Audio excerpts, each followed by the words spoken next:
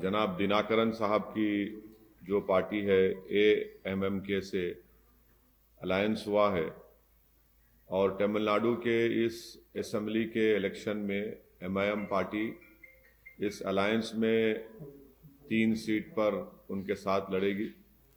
एक वानियमबाड़ी, एक कृष्णागिरी और एक शंकरापुरम। और साथ ही साथ हम इस अलायंस का हिस्सा हैं। हम लोग जॉइंटली इलेक्शन कैंपेन करेंगे और हमारी 12 तारीख को चेन्नई में YMCA ग्राउंड्स पर शाम में एक पब्लिक मीटिंग भी होगी। और आज आपको मालूम होगा कि हम लोग इस अलायंस में साथ हैं और हमारी पूरी कोशिश होगी कि तमिलनाडु की पॉलिटिक्स में जो हमेशा DMK लेड अलायंस या ADMK लेड अलायंस होता है, तो एक थर्ड ऑल्टरनेटिव के तौर पर मुझे यकीन है कि मिस्टर दिनाकरन की लीडरशिप में AMMK या AIMIM और दूसरे जो पार्टीज इस अलायंस में होंगे, हम लोग एक थर्ड ऑल्टरनेटिव बनकर तमिलनाडु की आवाम के पास जाएंगे। और मुझे यकीन है कि तमिलनाडु की जनता अपनी मोहब्बत से और अपनी आशीर्वाद से जनाब दिनाकरन साहब की पार्टी AMMK को और इस अलायंस जितने पार्टीज है उनको अपनी दुआओं से नवाजेगी। ये हमारी एक कोशिश होगी। Sir, you have said that you are hoping to they can join this alliance, they will join this alliance, or you are in touch with several other political parties. Can you name them? No, it is better that Mr. Dinakaran, who is the head of AMMK, will speak about which other groups, political parties and organizations are going to be part of this alliance led by him. As far as I know, there are many parties and groups and organizations who are in touch with Mr. Dinakaran. Sir, एक बात कि TTV Dinakaran के साथ tie up करने में तर्क क्या है और कितने सीट्स वो लड़ रहे हैं? आप तो 3 सीट्स लड़ रहे हैं और क्योंकि अभी शशिकला भी पॉलिटिक्स से बाहर हो गई है, तो क्या ये बात सही है कि DMK के साथ आप जाना चाहते थे लेकिन वो मर्जराइज नहीं हुआ? और अब दिनाकरन का कितना जो है होल्ड है सर तमिलनाडु पॉलिटिक्स में, क्योंकि एक सीट पे वो जीते हैं, तो आपके कुछ क्योंकि you are known party all over India, तो उनके साथ क्या दिखा है आपको?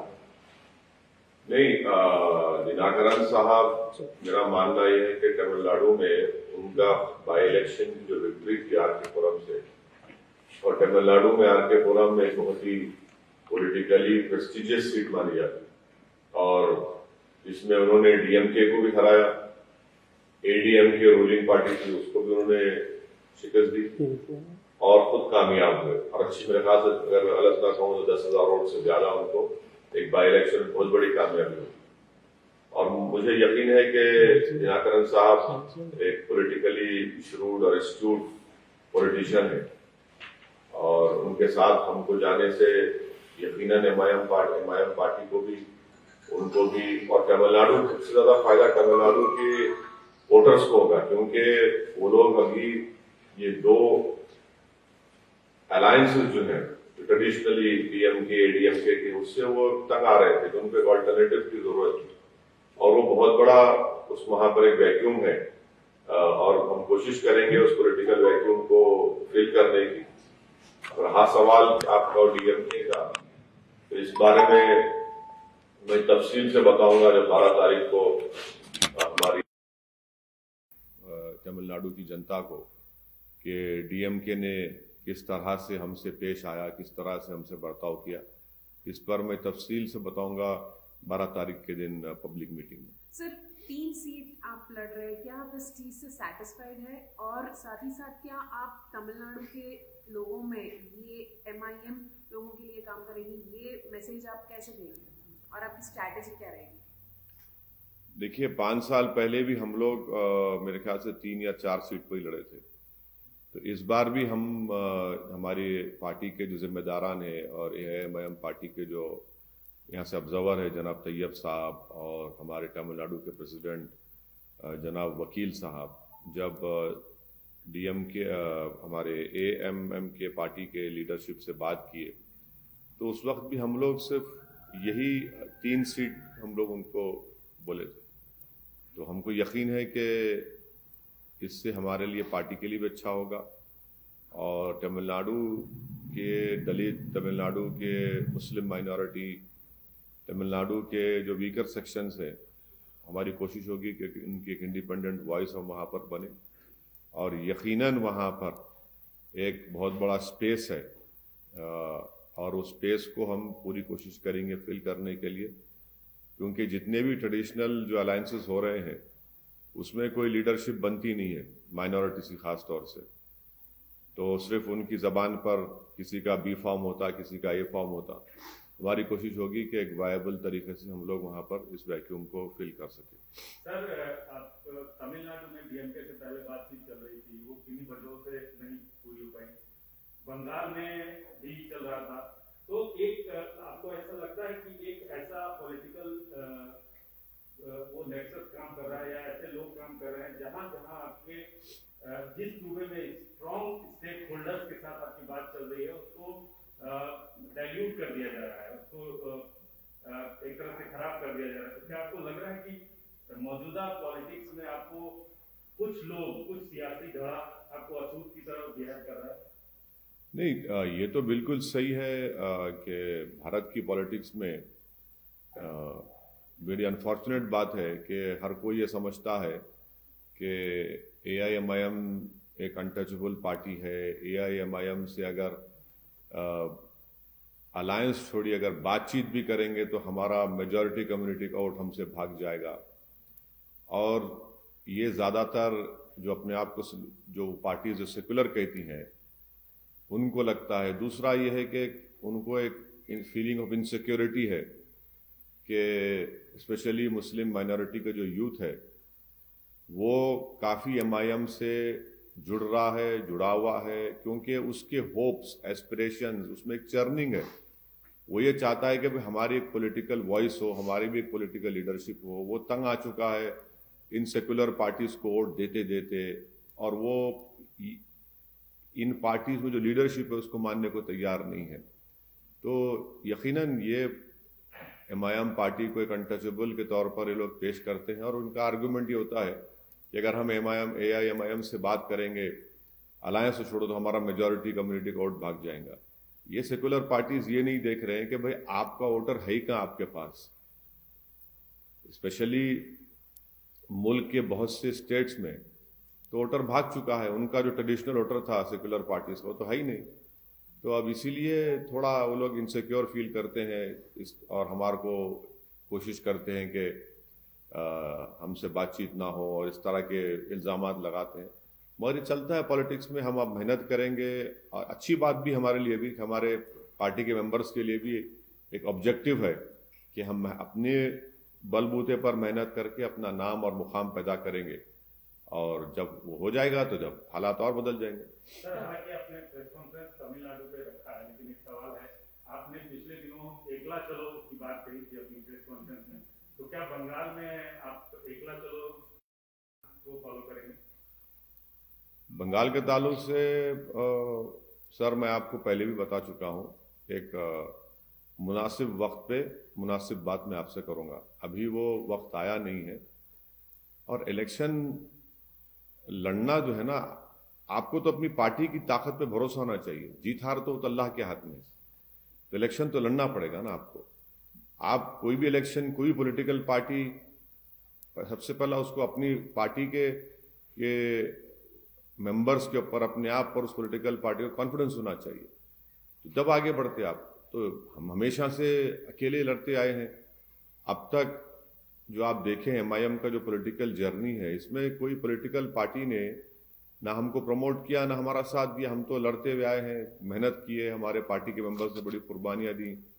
हाँ, हमसे गलतियां भी हुई हैं, उन गलतियों से हमने अपने आप को सही भी किया है, करेक्ट भी किया है।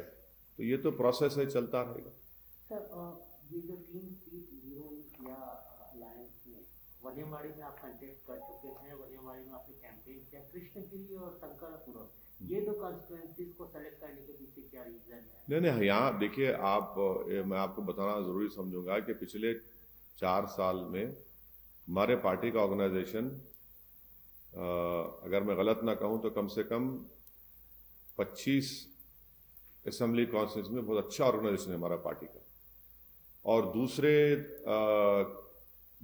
20 कॉन्स्टिट्यूंसीज में एक मिनिमम लेवल पर है, मगर 25 असेंबली कॉन्स्टिट्यूंसी तो हमारा अच्छा ऑर्गेनाइजेशन है। और उसके बाद हम लोग जब डिस्कशन हुआ दिनाकरन साहब की पार्टी से और हमारे पार्टी में, तो हम लोग बोले ठीक है, हम 3 सीट्स पर हम लड़ेंगे, और जहाँ जहाँ हमारी स्ट्रेंथ है, जहाँ जहाँ हमारा ऑर्गेनाइजेशन है, जहाँ जहाँ हम कोशिश कर सकते हैं, वहाँ पर दिनाकरन साहब की पार्टी के अलायंस, उनकी पार्टी कैंडिडेट अलायंस के कैंडिडेट्स को हम लोग कामयाब करने की कोशिश करें। How many seats this alliance will contest, sir? You have finalized or looking for? No, we are going to contest in 3 seats in the forthcoming Tamil Nadu Assembly election, and we are very happy that we are part of the alliance of AMMK led by Mr. Dinakaran, and we are going to contest in Vaniambadi, Krishnagiri and Sankarapuram, and we'll be holding a joint public meeting. I'll be also be joining that public meeting, which is going to be held on the 12th of March in Chennai in the evening in the YMCA grounds. And jointly, I will be campaigning with the AMMK leadership and the other allies which are going to be part of this alliance. And we are definitely going to try and give a third political alternative to the people of Tamil Nadu, because traditionally there has been only 2 alliances, the ADMK and the DMK-led alliance. So the Tamil Nadu people definitely want a third political viable alternative, and there is a huge political space for that. Mr. Dinakaran's victory in a by-election, that itself is a very historic victory which he attained, because the assembly constituency which he represents is a very prestigious political constituency, and he defeated ADMK and DMK.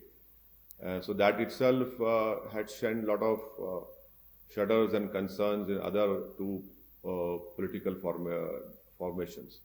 So we'll definitely try, and our whole intention is that the people of Tamil Nadu, especially the weaker section, the OBCs, the Muslim minorities, they deserve an independent political voice, because the other 2 alliances, you are not very independent in voicing the real concerns of the weaker sections. So we hope to do that. How many seats this alliance will contest, sir? 2 out of 234, how many? As far as I know, we are contesting 3 seats. The remaining 231 seats will be contested by Mr. Dinakaran's party and other alliance partners. The whole details would be given to you by Mr. Dinakaran when he holds a press conference today or tomorrow. Every details will be given. So far you are looking for contesting on each and every seat of Tamil Nadu, sir, this alliance? This is what I know, but this will be clarified in a much better way when Mr. Dinakaran holds a press conference and addresses the media. He will tell you in detail which constituencies, which parties are contesting. Sir, इससे हटके अभी चुनाव से ये कल बाटला house response पे court का judgement आया है, जिसमें माना है कि जो आरिफ है उसने ये किया है, और जो साइंटिफिक एविडेंस है उसको माना है। उसके पहले जब ये एनकाउंटर हुआ था, काफी सारे लोगों ने आंसू बहाए थे, कहा था कि ये एनकाउंटर झूठा है, फर्जी एनकाउंटर है। तो अभी क्योंकि 2 कोर्ट्स ने इसको माना है कि ये सही एनकाउंटर था, और जो मुजरिम है वो पकड़ा गया, वो बिल्कुल सही है। इस पर क्या है?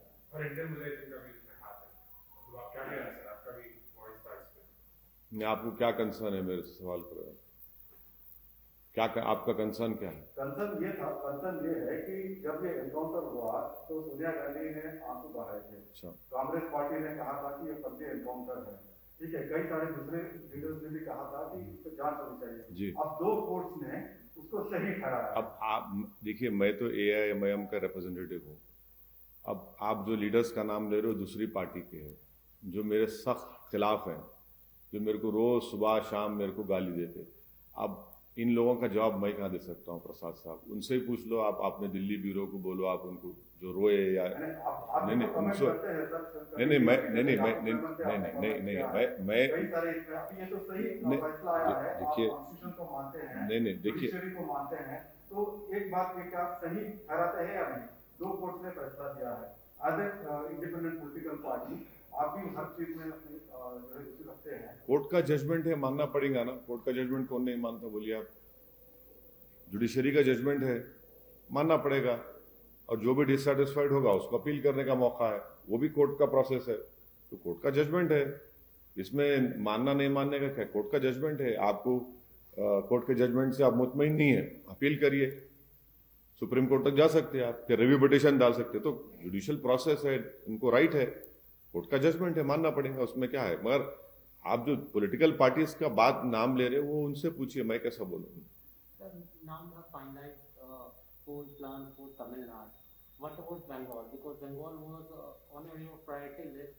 When you are visiting again last You time? see, I don't know whether you have followed what I said in my party formation day public meeting. MIM contesting elections or not contesting elections is based on what my party thinks is right for my party. So we will decide at an appropriate time. Our team members are in Bengal, led by Mr. Majid Hussain, along with our Bengal team is there. And once we meet them, and we'll decide and let you know. So nothing is finalized, whether you party will contest or not contest. No, I'll let you know at appropriate time.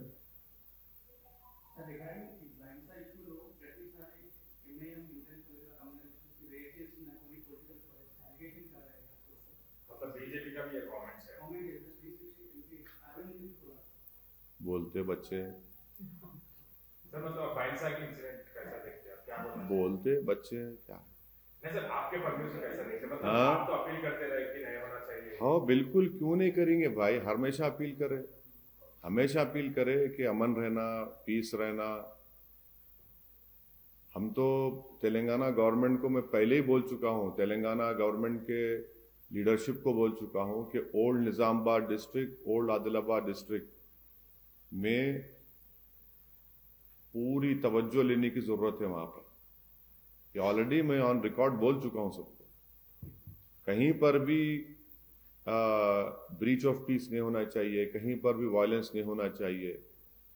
ये अच्छा नहीं है। तेलंगाना ये भैंसा के recent 2 incidents को छोड़कर overall Telangana बड़ा पीसफुल रहा है, बावजूद इसके कि कम्युनल और फैशिस्ट फोर्सेस जो है वो प्रोवोकेशन करते रहते हैं, मगर ओवरऑल पीस रहा है। तो पीस को और स्ट्रेंथन करने की ज़रूरत है।